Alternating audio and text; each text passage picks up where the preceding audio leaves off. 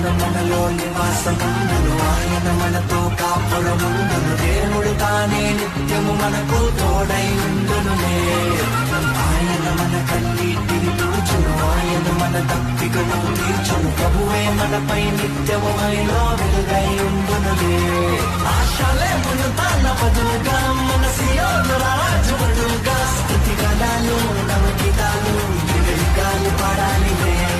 ఆశలేమును తాన బదులుగా మన సియోను రాజుడుగా స్తుతి గణాలు నవగీతాలు యుగయుగాలు పాడాలిలే.